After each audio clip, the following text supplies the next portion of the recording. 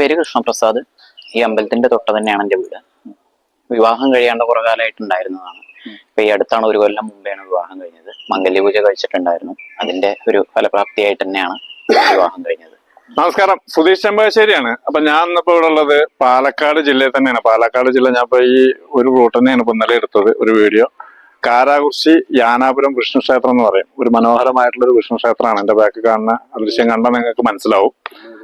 അപ്പൊ എന്തായാലും ഇതിന്റെ ഒരു കാരാകുറിശി അയ്യപ്പ ക്ഷേത്രത്തിന്റെ ഒരു വീഡിയോ ഞാൻ ഒന്ന് പോസ്റ്റ് ചെയ്തിട്ടുണ്ട്. ഇന്നലെ എടുത്ത വീഡിയോ ആയിരുന്നത്. അതിനോട് അനുബന്ധിച്ചുള്ള തൊട്ടടുത്തുള്ള ക്ഷേത്രം തന്നെയാണ് വിഷ്ണു ക്ഷേത്രം. അപ്പൊ എന്തായാലും ഇത് ഒരുപാട് ചരിത്രവും ഐതിഹ്യവും കുറെ പഴക്കമൊക്കെ ഉള്ളൊരു ക്ഷേത്രമാണ്. അതുമാതിരി ഒരുപാട് വഴിപാടുകൾ നടത്തിയിട്ട് കുറെ ആളുകൾക്ക് അനുഭവങ്ങൾ ഉണ്ടായിട്ടുള്ള ക്ഷേത്രമാണ്. അപ്പോ ഇത് ഞാൻ ഫേസ്ബുക്കിലും യൂട്യൂബിലും അപ്ലോഡ് ചെയ്യും. ഫേസ്ബുക്കിൽ ആദ്യമായിട്ട് വീഡിയോ കാണുന്ന ആളുകളാണെങ്കിൽ ഒന്ന് പേജ് ഫോളോ ചെയ്തിട്ട് വീഡിയോ കാണുക. യൂട്യൂബിലാണെങ്കിൽ ഒന്ന് സബ്സ്ക്രൈബ് ചെയ്ത് കൊടുക്കുക. മാക്സിമം ലൈക്ക്, ഷെയർ, കമന്റ് ചെയ്യുക.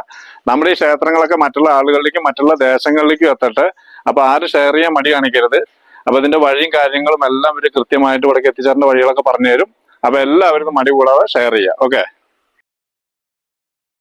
ഇത് പാലക്കാട് ജില്ലയിലെ അതിപുരാതന ക്ഷേത്രമായ കാരാകുറിശി യാനാപുരം വിഷ്ണു ക്ഷേത്രം. പാലക്കാട് ജില്ലയിൽ കോങ്ങാട് മണ്ണാർക്കാട് ബസ്സിൽ കാരാകുറിശി അയ്യപ്പ ക്ഷേത്രത്തിന് മുന്നിലിറങ്ങിയാൽ 100 മീറ്റർ ദൂരത്തായാണ് ഈ പുരാതന ക്ഷേത്രം സ്ഥിതി ചെയ്യുന്നത്. കിലാപത്ത് കാലത്ത് തച്ചു തകർക്കപ്പെട്ട നിരവധി ക്ഷേത്രങ്ങളിൽ ഒന്നായിരുന്നു ഇതും. പൂർണ്ണമായും നശിച്ച നിലയിൽ, വിഗ്രഹമൊക്കെ പൊട്ടിയ നിലയിലായിരുന്നു ഉണ്ടായിരുന്നത്. അവിടുത്തെ ജനങ്ങളുടെ കൂട്ടായ്മയുടെ ഫലമായാണ് ക്ഷേത്രം ഇന്നീ കാണുന്ന നിലയിലേക്ക് വളർന്നു വന്നിട്ടുള്ളത്. ഗണപതി, വനദുർഗ, നാഗങ്ങൾ എന്നീ ഉപപ്രതിഷ്ഠകളും ക്ഷേത്രത്തിലുണ്ട്. ഏകദേശം 600 വർഷത്തോളം പഴക്കം ഈ ക്ഷേത്രത്തിനു കണക്കാക്കുന്നു. വിവാഹ തടസ്സം മാറാനും ജോലിക്കും വിദ്യാഭ്യാസത്തിനും കാര്യസാധ്യത്തിനും ഇവിടെ പൂജ ചെയ്താൽ ഉത്തമമാണെന്ന് പ്രശ്നവശാൽ തെളിഞ്ഞിട്ടുണ്ട്. വിളിച്ചാൽ വിളിപ്പുറത്തെത്തുന്ന ദേവനാണിതെന്ന് ഭക്തർ സാക്ഷ്യപ്പെടുത്തുന്നു. നമസ്കാരം, പേര്? എൻ്റെ പേര് ശ്രീരാഗ് എൻ നമ്പൂതിരി. ഞാനിവിടെ 8 വർഷത്തിന് മുകളിലായി ഇവിടെ മേശാന്തിയായിട്ട് കയറിയിട്ട്. ഇവിടെ നവീകരണ കലശം കഴിഞ്ഞ ആ ടൈം തൊട്ടേ ഞാൻ ഇവിടെ ഉണ്ട്. ഇടയ്ക്കിടയ്ക്ക് പകരത്തിനും ഒക്കെ വരാറുണ്ട്. പക്ഷെ ഇപ്പൊ 8 വർഷത്തിന് മുകളിൽ ഇവിടെ സ്ഥിരമായിട്ട് കയറിയിട്ട് ഏകദേശം 600 വർഷത്തിന് മുകളിൽ പഴക്കമുണ്ട്.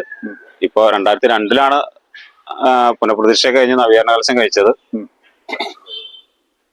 ഇവിടെ ക്ഷേത്രം തന്ത്രി പനാവൂർ ദിവാകരൻ നമ്പൂതിരിപ്പാട്, ഉണ്ണി നമ്പൂരി എന്ന് വിളിക്കും, അദ്ദേഹമാണ്. അദ്ദേഹത്തിന്റെ നേതൃത്വത്തിൽ എല്ലാ മാസം കാര്യസാധ്യ പുഷ്പാഞ്ജലികൾ നടക്കുന്നുണ്ട്. പിന്നെ പൂമോഡൽ, ഭഗവതിക്ക് പൂമോഡലും ഉണ്ട്. അത് രണ്ടും ഏതെങ്കിലും ഒരു ഞായറാഴ്ച ദിവസമാണ് നടത്താറുള്ളത്. പിന്നെ വിവാഹ തടസ്സം മാറാനാണ് ആൾക്കാർ മെയിനായിട്ട് ഇവിടെ വരുന്നത്. അതേപോലെ ജോലി സംബന്ധമായ ജോലി ലഭിക്കാനും വിവാഹ തടസ്സവും സ്ഥലം വിൽപ്പനയ്ക്കും. ഈ വിദ്യാഭ്യാസത്തിന് പരീക്ഷ സമയത്ത് കൂടുതൽ വിദ്യാർത്ഥികൾ വരും. അവർക്ക് ഇവിടെ വന്ന് പരീക്ഷ എഴുതി കഴിഞ്ഞിട്ടുണ്ടെങ്കിൽ ജയിക്കുന്നുള്ളതാണ് വിശ്വാസം.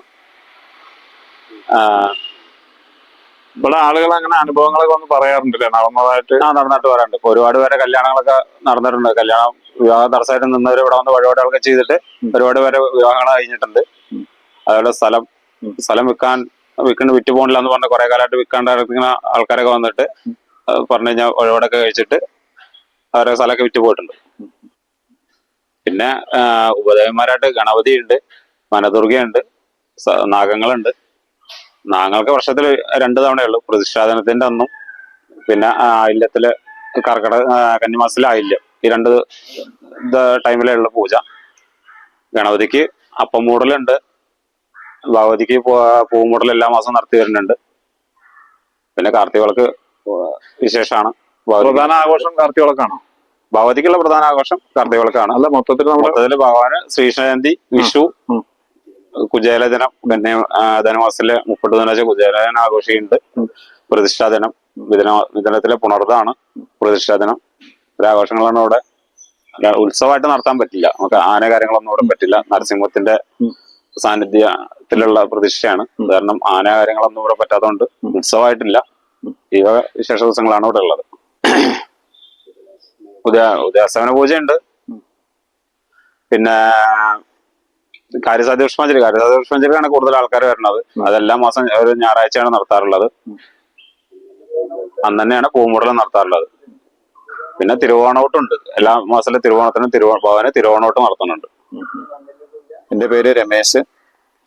നൂറ്റാണ്ടുകളുടെ ചരിത്രവും പാരമ്പര്യമൊക്കെ ഉള്ള ഒരു ക്ഷേത്രമാണിത്.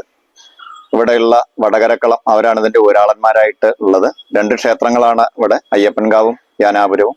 ഇത് രണ്ടും ഒരേ ദേവസ്വത്തിന്റെ തന്നെ ക്ഷേത്രങ്ങളാണ്. ശാന്ത സ്വരൂപനായിട്ടുള്ള നരസിംഹമൂർത്തി എന്നുള്ള ആ ഒരു രീതിയിലാണ് ഇവിടുത്തെ പ്രതിഷ്ഠ ഉള്ളത്. വളരെയധികം അഭീഷ്ട വരദായകനാണ്. ആശ്രയിച്ച എല്ലാവരും തന്നെ പെട്ടെന്ന് തന്നെ അവരുടേതായിട്ടുള്ള മനസ്സിലുള്ള കാര്യങ്ങളൊക്കെ സാധിച്ചു എന്ന് ധാരാളം പേരുടെ അനുഭവ സാക്ഷ്യം നമ്മൾക്ക് കേൾക്കാൻ ഇടയായിട്ടുണ്ട്. പ്രത്യേകിച്ചും വിവാഹം, അതുപോലെ തന്നെ തൊഴിൽ തടസ്സം, ഇതൊക്കെയായി ബന്ധപ്പെട്ടതാണ്. ഉദയാസ്തമന പൂജ ഇവിടുത്തെ പ്രധാനപ്പെട്ട ഒരു വഴിപാടാണ്. ധാരാളം ഉദയാസ്തമന പൂജ സമർപ്പണങ്ങൾ, അതുപോലെ തന്നെ എല്ലാ മാസവും ഉള്ള കാര്യസാധ്യ പുഷ്പാഞ്ജലി. ഉപദേവന്മാർക്കും ഇതേപോലെ പ്രധാന വഴിപാടുകളുണ്ട്.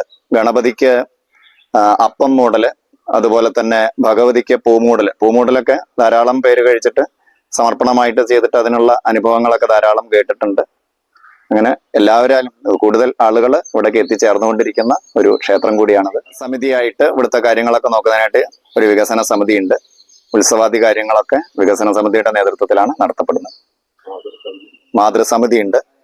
വർഷങ്ങളായിട്ട് നമ്മുടെ ക്ഷേത്രത്തില് ഭാഗവത സപ്താഹം നടത്താറുണ്ട് മുടങ്ങാതെ. കേരളത്തിലെ തന്നെ പ്രസിദ്ധരായിട്ടുള്ള നിരവധി സന്യാസി ശ്രേഷ്ഠന്മാരും ആചാര്യന്മാരും ഒക്കെ പങ്കെടുത്തിട്ടുള്ള ഭാഗവത സത്രം കഴിഞ്ഞ വർഷം നടക്കുകയുണ്ടായി. ഇപ്പൊ ഈ വർഷം മാർച്ച് 2-ന് പൊങ്കാല സമർപ്പണം ഇവിടെ വെച്ചിട്ട് ചെയ്യുന്നുണ്ട്. നിരവധി ഭക്തജനങ്ങൾ വന്നുകൊണ്ടിരിക്കുന്ന ഒരു ക്ഷേത്രമാണ്. എൻ്റെ പേര് ശ്യാമള. 2 വർഷമായിട്ട് ഈ അമ്പലത്തിൽ ട്രസ്റ്റ് ബോർഡിലെ അംഗമാണ്. 2 വർഷമായിട്ടാണ് ഞാൻ ഈ അമ്പലത്തിൽ സ്ഥിരമായിട്ട് വരവും അധികം വരവാതി മറ്റും വന്ന് തൊഴുക പോവുക എന്നുള്ളൊരു മാത്രമേ ഉണ്ടായിരുന്നുള്ളൂ. അമ്പലത്തെക്കുറിച്ച് അറിയാനും അതിലെന്തൊക്കെയാണ് നടത്തുന്നതെന്ന് നമുക്ക് അറിയാനുള്ള അവസരം ദൈവം എനിക്ക് തന്നിട്ടുണ്ട്. അതിപ്പോഴും ട്രസ്റ്റ് ബോർഡിൽ അംഗമാണ്. ഇവിടെ ഒരു മാതൃസമിതി ഉണ്ട്, അതിലും അംഗമാണ്. അത് ഇവിടെ എല്ലാ പരിപാടികൾക്കും എല്ലാ ആഘോഷങ്ങൾക്കും അവരെ എല്ലാ സഹകരണവും ചെയ്തു തരുന്നുണ്ട്. കൂടെ അത് കഴിയുന്നവരെ അവരെല്ലാ സഹായങ്ങളും ഞങ്ങൾ ചെയ്യാറുണ്ട്. അമ്പലത്തിലെ വികസനത്തിന് വേണ്ടിയിട്ടുള്ള പരിപാടികൾ ആൾക്കാരെ ചെയ്യിപ്പിക്കാനും വഴിപാടുകളൊക്കെ ചെയ്യിപ്പിക്കാനും അവരെ കൊണ്ട് നടത്താറുണ്ട് ഞങ്ങൾ. പിന്നെ അന്നദാനം നടത്താനുള്ള എല്ലാ സഹായങ്ങളും ഞങ്ങൾ ചെയ്തു കൊടുക്കാറുണ്ട്. പിന്നെ വല്ല വഴിപാടുകളും ആൾക്കാരെ കൊണ്ട് ചെയ്യിക്കാനും എവിടെ നിന്ന് ചെയ്യാൻ പറ്റുന്ന ആൾക്കാരുണ്ടോ അവരെ കൊണ്ടൊക്കെ ചെയ്യിപ്പിക്കാൻ ഞങ്ങൾ ശ്രമിക്കാറുണ്ട്. പണ്ട് പ്രതീക്ഷിച്ചിരുന്നത് കിലാവത്ത് കാലത്ത് നാശാക്കിയിട്ട് അങ്ങനെ കിടക്കിയിരുന്നത്. പിന്നെ ഒരുപാട് കാലം എറിഞ്ഞു പൊളിഞ്ഞ് ഒരു വടക്കും തിരിയൊന്നും ഇല്ലാതെ അങ്ങനെ കടന്നു. ഇതിന് ശേഷമാണ് വടക്കും അയ്യപ്പൻകാലത്ത് ശാന്തിക്കാരൻ ഇവിടെ വന്ന് മലനേദ്യമൊക്കെ കഴിച്ച് ഒരു നേരം അങ്ങനെ കഴിച്ചു പോയി. പിന്നെയാണ് പുതിയ വിഗ്രഹമൊക്കെ ഉണ്ടാക്കിയിട്ട് ഉള്ള പ്രതിഷ്ഠ നടത്തിയത്. ഈ അമ്പലം ഉണ്ടാക്കുന്ന സമയത്ത്, വിഗ്രഹം കൊടുക്കുന്ന സമയത്ത് കണ്ണു കാണാത്ത വയസ്സായ സ്ത്രീ ഉണ്ടായിരുന്നു. അവര് തൊട്ട് തപ്പി നോക്കിയിട്ട് ഇവർക്ക് പട്ടിണി കിടക്കാനാണ് യോഗം അങ്ങനെ പറഞ്ഞിരുന്നു. അത് ഏതാണ്ട് ആണ് ശരിയാവും. പട്ടിണി കിടന്ന് ഇതിന് ശേഷമാണ് ഷാരശേരനായിരുന്നെ അമ്പലത്തിൽപ്പെട്ട ആളാർന്നിരുന്നവര്, വയസ്സായിട്ടുള്ള സ്ത്രീ ആയിരുന്നു. അവര് മൊത്തം തപ്പി നോക്കി.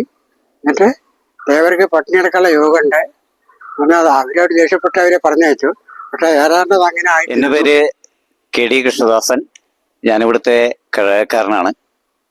നമ്മൾ ഈ ക്ഷേത്രം പ്രതിഷ്ഠ സമയം മുതൽ നമ്മൾ ഈ ക്ഷേത്രത്തിൽ സജീവമായി പ്രവർത്തിച്ചു വരുന്നുണ്ടായിരുന്നു.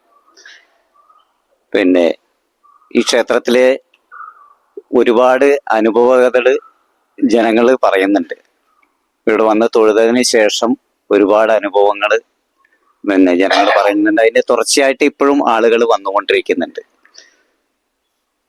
ഈ ക്ഷേത്രത്തിലെ വിട്ടുപോയ വഴിപാടുകള് ഗണപതി ഭഗവാന് അപ്പം മൂടലുണ്ട്, പിന്നെ കറുകമാല, നാരങ്ങമാല ഒക്കെ വിശേഷപ്പെട്ടതാണ്.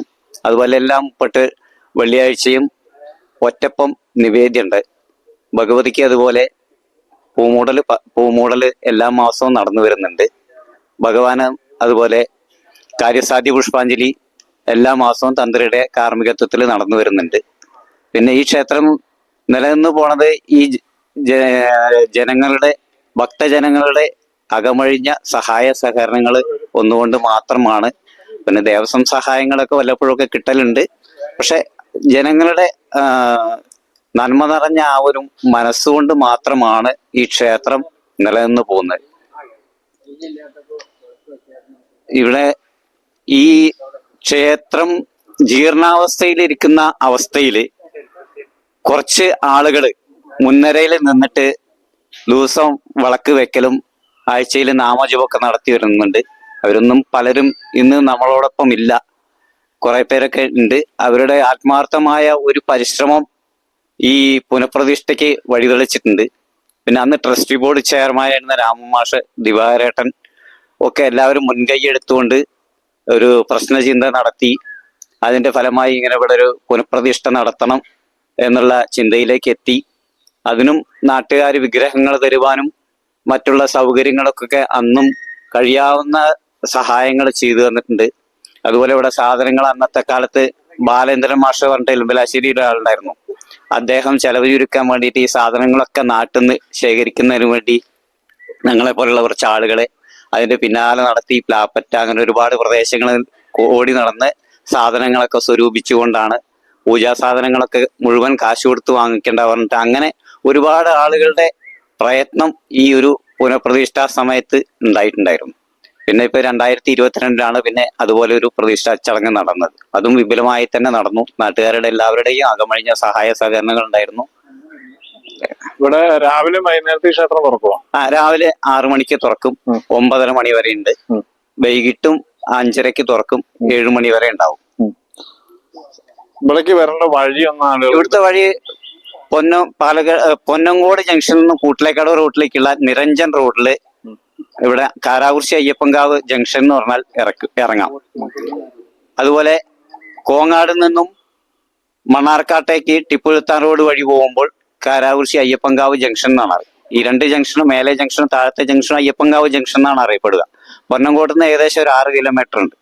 കോങ്ങാട്ട് നിന്ന് വരികയാണെങ്കിൽ ഒരു 11 കിലോമീറ്റർ, മണ്ണാർക്കാട്ട് നിന്ന് വരികയാണെങ്കിൽ ഒരു 8 കിലോമീറ്റർ ദൂരമുണ്ട്. അത്രേ ഉള്ളൂ. കൂട്ടരക്കടവിൽ നിന്നാണെങ്കിൽ ഒരു കരിമ്പുഴയിൽ നിന്നാണ് പിന്നെ വഴി, കരിമ്പുഴ കയറുന്ന വഴിയാണ്. ഒരു 11 കിലോമീറ്ററോളം ദൂരം ഉണ്ടാവും. വഴിപാടുകളൊക്കെ ആളുകൾ വിളിച്ചു പറഞ്ഞാൽ വഴിപാടുകൾ ബുക്ക് ചെയ്താൽ മതി. മൊബൈൽ നമ്പർ കൊടുത്തിട്ടുണ്ട്. മിക്കവാറും ആള് വാട്സപ്പ് ഗ്രൂപ്പ് ഒക്കെ ഉണ്ട്. വാട്സപ്പ് ഗ്രൂപ്പിലിടും, ഫേസ്ബുക്കിലുണ്ട്, യാനാപുരം ഗ്രൂപ്പ് ഉണ്ട്. അപ്പൊ അതിലേക്ക് ഇട്ട് കഴിഞ്ഞാല് പിന്നെ ഫോൺ നമ്പറുകൾ കൊടുത്തിട്ടുണ്ട്. അതിൽ വിളിച്ചു പറഞ്ഞാൽ നമ്മൾ ആ സമയത്ത് അവരെത്തിയാണ് വിളിച്ചു പറഞ്ഞു കഴിഞ്ഞാൽ എല്ലാ സൗകര്യവും ചെയ്തു കൊടുക്കും. അവർക്ക് വന്നാൽ മതി. എല്ലാ സൗകര്യങ്ങളും ഇവിടെ ഉണ്ടായിരിക്കും, ചെയ്തു കൊടുക്കാറുണ്ട്. എൻ്റെ പേര് ശ്യാമള.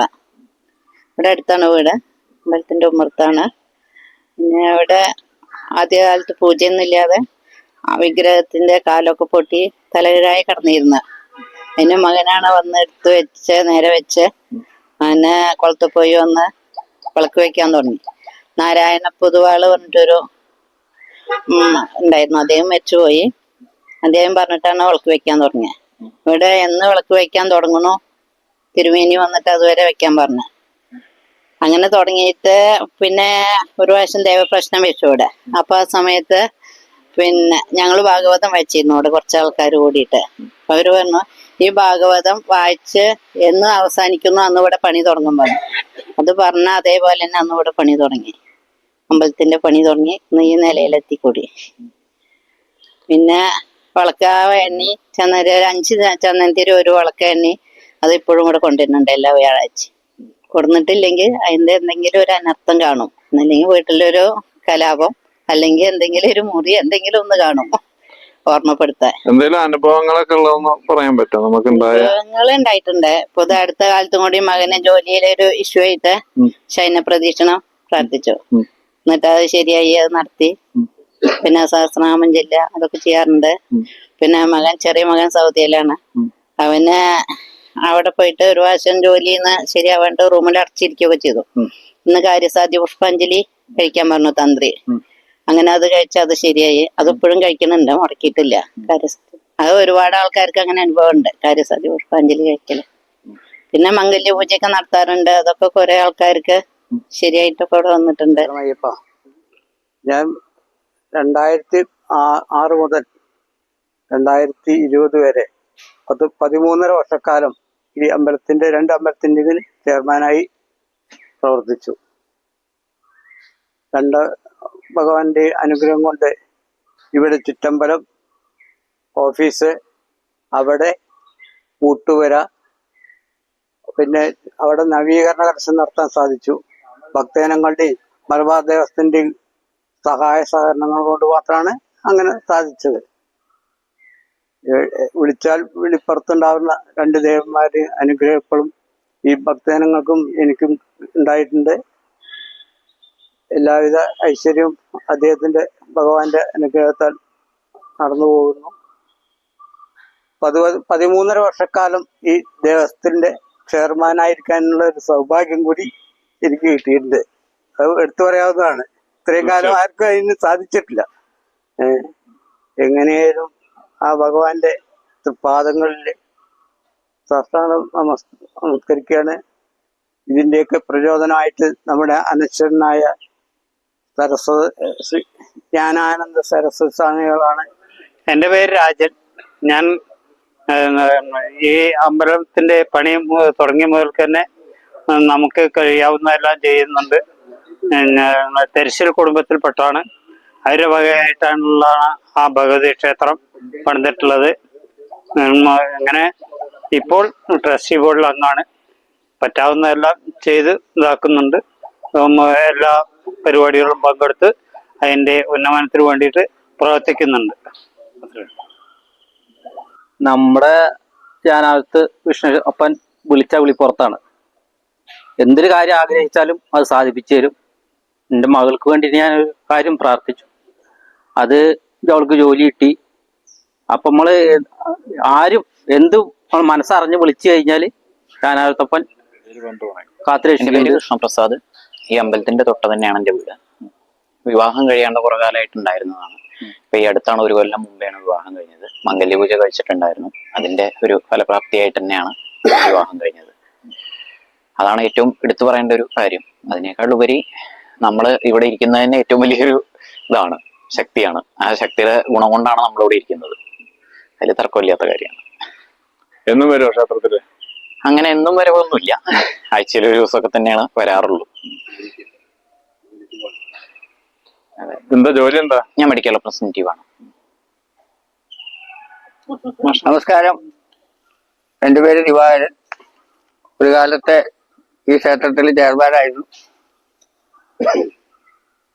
ഈ 2 ക്ഷേത്രങ്ങളുടെയും നിർമ്മാണം തൊട്ട് അതിന്റെ പുനഃപ്രതിഷ്ഠ നടത്തുന്നത് വരെ അതിന് നേതൃത്വം കൊടുക്കുവാൻ എൻ്റെ കൂടി ഗുരുനാഥനായിരുന്ന അനശ്വരാനന്ദ സരസ്വതി, പൂർവാശ്രമത്തില് ശ്രീ TV രാഘവാരു മാസ്റ്റർ, അദ്ദേഹം 1 മാസം മുമ്പ് സമാധിയായി. അദ്ദേഹമാണ് ഈ പ്രദേശത്തെ ജനങ്ങളിലേക്ക് ഈ 2 ആധ്യാത്മിക കേന്ദ്രങ്ങളെയും വിപുലീകരിച്ച് എത്തിക്കാനുള്ള സ്വയം പ്രവർത്തനം തുടങ്ങിയ വ്യക്തികളിൽ നിന്ന് നാട്ടുകാരെ സംഘടിപ്പിച്ച് 2 ക്ഷേത്രത്തിന്റെയും പുനർനിർമ്മാണവും പുനഃപ്രതിഷ്ഠയും നടത്താനുള്ള ഭാഗ്യം ഉണ്ടായത്. ഇതില് അയ്യപ്പൻകാവ് ക്ഷേത്രത്തിലെ തന്ത്രി അങ്ങാടിപ്പുറം പൊന്തലക്കോട് മനയിലെ സന്ദീപ് തിരുമേനിയാണ്. ഇവിടെ ലക്കടി പനാവൂർ മനക്കിലെ ദിവാകരൻ നമ്പൂതിരിപ്പാടിന്റെ മകൻ ഉണ്ണി നമ്പൂതിരിയാണ്. അദ്ദേഹമാണ് എല്ലാ മാസവും ഇവിടുത്തെ ചടങ്ങുകൾക്ക് എത്തലുണ്ട്. ഭക്തജനങ്ങൾ വന്നാൽ തന്ത്രി ഇല്ലെങ്കിൽ അവർക്ക് അതിലൊരു വിഷമം കൂടി കാണിക്കുന്ന സന്ദർഭമായി മാറിയിട്ടുണ്ട്. കാര്യസാധ്യ പുഷ്പാഞ്ജലി, അതേമാതിരി ഉദയാസ്തമന പൂജ, പൂമൂടല്, ഈ വക വഴിപാടുകൾ നിരന്തരമായി ചെയ്യാനുള്ള പ്രേരശക്തിയും തുടങ്ങിയിട്ട് ഇന്നേ വരെ മുടക്കം കൂടാതെ നടത്തുന്നതുമായ വഴിപാടുകളായി കാണുന്നത്. ഇപ്പോഴും അത് തുടർന്നുകൊണ്ടിരിക്കുന്നുണ്ട്. ഈ ക്ഷേത്രം ഒരു മഹാക്ഷേത്രമായി മാറാനുള്ള അടിസ്ഥാനമായ കാരണം തന്നെ ഈ നാട്ടിലെ ജനങ്ങളുടെ ഒത്തൊരുമയോട് കൂടിയിട്ടുള്ള പ്രവർത്തനത്തിന്റെ തുടക്കമായിട്ട് വേണം നമ്മൾ ഇതിനെ കാണാൻ. അതിലൊക്കെ ഭാഗമാക്കാൻ കഴിഞ്ഞത് തന്നെ ഈ നാട്ടിലെ ജനങ്ങൾക്ക്, അതായത് വർഷങ്ങളോടും പിന്നുള്ള ത്യാഗപൂർണമായ ശ്രമത്തിന്റെ ഫലമായിട്ടായിരിക്കും ക്ഷേത്ര നിർമ്മാണവും ക്ഷേത്ര പ്രവർത്തനങ്ങളും നടത്താൻ ഭാഗ്യമുണ്ടായത്. എന്നെ സംബന്ധിച്ചിടത്തോളം അത് തികച്ചും സത്യമാണ്. ഈ മറ്റൊരു തരത്തിലേക്ക് ജീവിതം മാറിപ്പോകാതെ നമ്മുടെ സാംസ്കാരിക കേന്ദ്രമായിട്ടുള്ള ഈ സ്ഥലം ഒരു പുരാതന ക്ഷേത്രമാക്കിയിരുന്നതിനെ വീണ്ടും നവോത്ഥാനപരമായിട്ട് എത്തിക്കാൻ കഴിഞ്ഞത് തന്നെ നാട്ടുകാരുടെ നിർലോഭമായ സഹായ സഹകരണങ്ങളെ കൊണ്ടാണ്. ഇപ്പൊ പുതുതായിട്ടുള്ള വഴിപാട് മാർച്ച് 2-ന് തുടങ്ങുകയാണ് പൊങ്കാല സമർപ്പണം. അങ്ങനെ പുതുതായിട്ടുള്ള വഴിപാടുകളും ഒട്ടനവധി പ്രവർത്തനങ്ങളും നടത്തി പാലക്കാട് ജില്ലയിലെ തന്നെ അറിയപ്പെടുന്ന ഒരു ക്ഷേത്രമായി ഇപ്പൊ മാറിക്കൊണ്ടിരിക്കുകയാണ്. വഴികളൊക്കെ നമ്മൾ നേരത്തെ പറഞ്ഞിട്ടുണ്ട്, പ്രധാന വഴിപാടുകളൊക്കെ നേരത്തെ പറഞ്ഞിട്ടുണ്ട്. ഇതിൽ കൂടെ പറയാനുള്ളത് ഈ ക്ഷേത്രം കൂടി കഴിയാവുന്ന തരത്തിൽ വന്ന് കണ്ട് ഇവിടുത്തെ വഴിപാടുകളും മറ്റും മനസ്സിലാക്കി അതുപ്രകാരം പ്രവർത്തിക്കുവാനുള്ള ഒരു അവസരം ഈ നാട്ടുകാർക്ക് കിട്ടാൻ ഞാൻ പ്രാർത്ഥിക്കുന്നു. തുടർന്നും ആ പ്രാർത്ഥന ഉണ്ടാകണം എന്നുള്ള അപേക്ഷ മറ്റുള്ളവരോടും കൂടി പറഞ്ഞുകൊണ്ട് തൽക്കാലം നിർത്തും. അല്ല, അപ്പൊ ഒന്ന് ചോദിക്കാനുള്ള ഒരു കാര്യം ചോദിച്ചോട്ടെ. ഇത് ഇപ്പൊ ഈ കിലാവത്ത് കാലത്ത് ശരിക്കും ഇതൊന്നും ഉണ്ടായിരുന്നില്ല അല്ലേ? ഒരു ക്ഷേത്രം ഉണ്ട്, അത് ഇടിഞ്ഞു പൊളിഞ്ഞു. എന്നാ ശരിക്കും ശ്രീകോവിൽ ഒന്നും ശ്രീകാവിൽ വട്ടശീലാകലായിരുന്നു, ഒക്കെ തകർന്നു പോയി. അതൊക്കെ ആദ്യം ആദ്യമാണ്